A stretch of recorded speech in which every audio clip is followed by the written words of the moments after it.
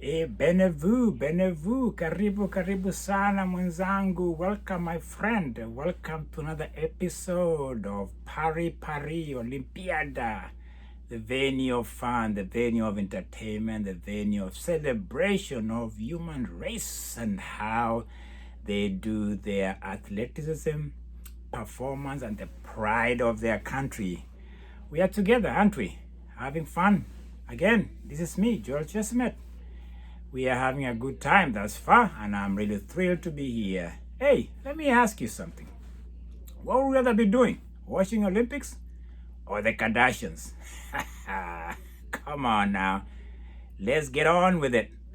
I'm here again to give you some highlights from my perspective, and I'm enjoying interacting with you. And so, here we go. Hey, we had two barriers yesterday. Two barriers I'll highlight and maybe something else in between. Two barriers. 3,000 steeplechase for women and men. How did that look from your perspective? Wow. That was it for me, that the women showcase themselves, and the results are not surprising if you are a keen listener to what's been going on the steeplechase women. What's surprising is what I'll talk about slightly. But I'll talk about Babyface, Faith Cherotich, the Kenyan who wins bronze. I'll say there's a passing on of the baton. There's this idea of Beatrice Chepkoech seems to have symbolically passed on the torch to the young and upcoming protege. She looks good for bronze, and I have to give a shout out, give her the flowers, give her the love, and steeplechase for women is in good hands. If Faith is the next generation of 3,000, that barrier was pretty much cleared for me.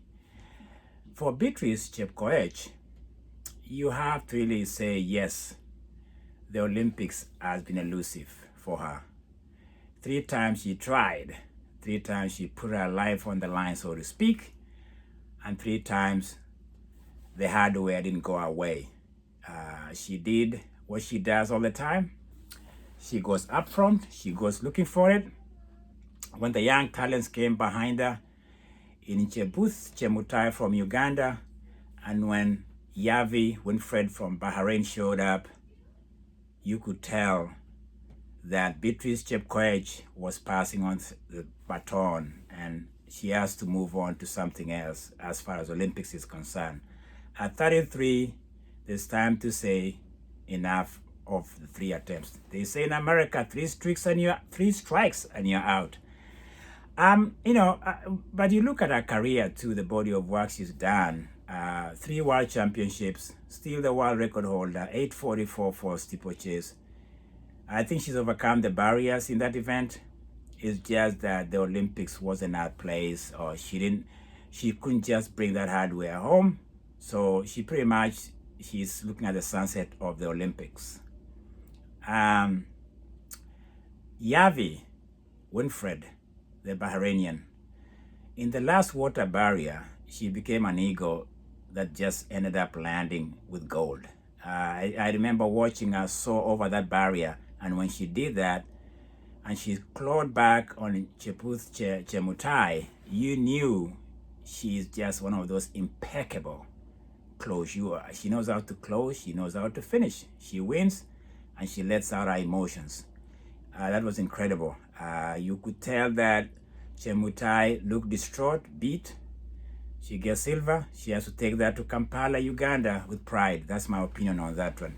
So women did very well. As I say, the torch has been passed on for the Kenyan 3,000. Beatrice has cradled that event for the Kenyans for a while in 3 Olympics. So it seems the times has passed on for her. Faith moves in, and Babyface now, she has to be more than Babyface, and she wasn't Babyface yesterday to win a bronze. Well done to those ladies. Well done to the winner. Well done to the Ugandan and the Kenyan. Before I go to the men, other events caught my attention. There was an event that I've always said I'll mention Kenyans, whatever discipline they do. And 400-meter adults, mita 400 kuruka viunzi, with the wise man, Mr. Were Mukobe. I got to give him Mkopo. I'm going from Mkopo here of love and admiration. He was trying to follow in the footsteps of Boniface Mucheru from Brazil, who gave Kenyans a silver medalist. He couldn't do it. The field is stuck up to the top. I think to break the top 3, top 4, even to make it to the final was tough for most athletes. You have Santos from Brazil, you have Warhol from Norway, and you have the American. That is a very tough place to be. He does very well. He comes out 5th in the semifinals. And the wise man from the East, Mr. Mukobe Were, respect to that. He did very well. He represented the country very well. Before again, and there's another event I was going to mention here that is exciting. I have an affinity with discus. That's one field event I kind of established kind of either trauma because I watched this event one time. I was in Nairobi, and the discus ended up not doing very well to some human beings. Anyway, I didn't want to bring that up, but I just have an affinity for that, what I call the UFO saucepan that flies midair, and it's a fascinating event to watch. And there's what I call Stone Cold Stoner Roger from Kingston, Jamaica. Wow, he released that saucepan, the UFO saucepan, and the landing almost made sounds like this. Kingston, we got a problem, Houston. We got what I call Stone Cold Stoner problem, okay? It was a good problem. It was a golden problem. Jamaica gets gold in discus. What about that for me, huh? There's a lot of love, a lot of landing, a lot of good landing. In fact, the landing was just, he stuck it there. I gave him a 10. My scorecard gave me a 10. That's gold. Well done. Stoner, Roger from Jamaica. Discus. What do we call discus in Swahili? Sufuria? Sahani? I don't know. You Swahili speaking people, give me a shout out, huh? What do we call discus in Swahili? I can go to any discipline, but I don't know. Somebody, what do we call javelin in Swahili? Mkuki. Mkuki? Come on, guys. Give me some lessons here. I'll take lessons. Anyway, enough of that. And then there was the 400 meters that had some Africans who were in the final. Muzala Somokonga from Zambia, Lusaka, Kenneth Kaunda land. This young dude makes some strides. He looks young, raw talent.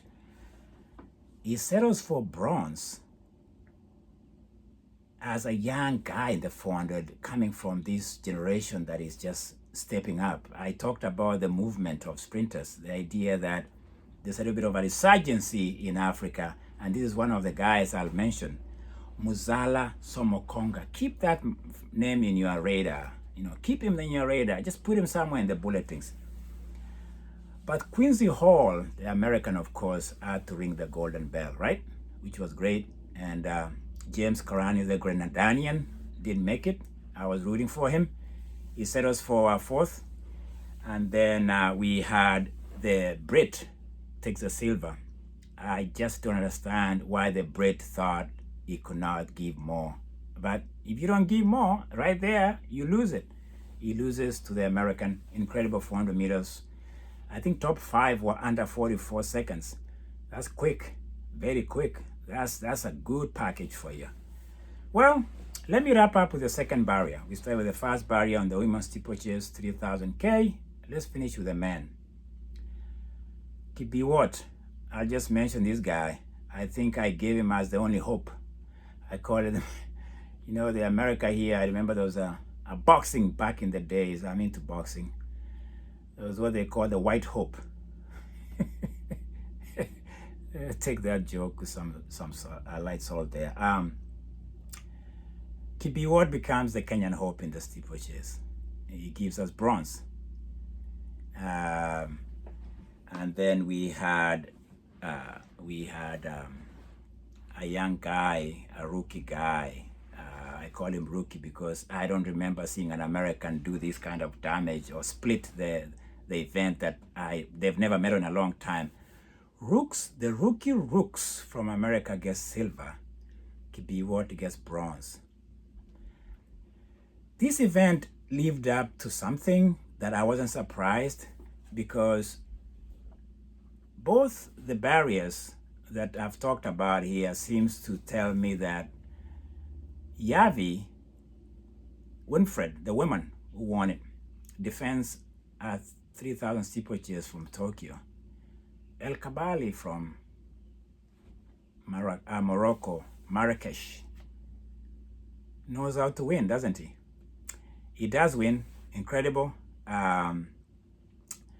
But before that, there was a very grim scene that it leaves you with chills. Girma Lemacha, the Ethiopian, if you watched it, I don't watch it twice.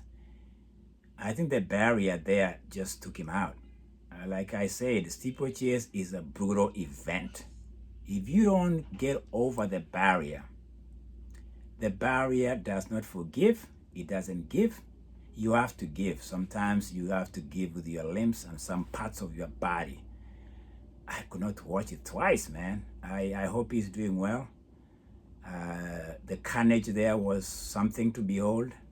I'll talk about race carnage that I saw again in my next episode. But for this one, I'll have a moment, not of silence, but of reflection, and says, you know what?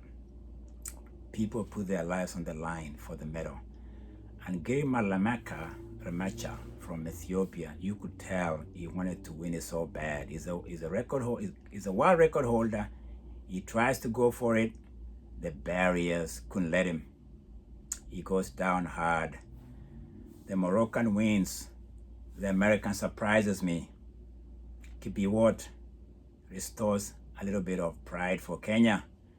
That's the two barrier races I was going to talk about. Steeplechase. Winners take it all. Sometimes it can take a toll on some runners. That was episode 24. I hope you are still with us.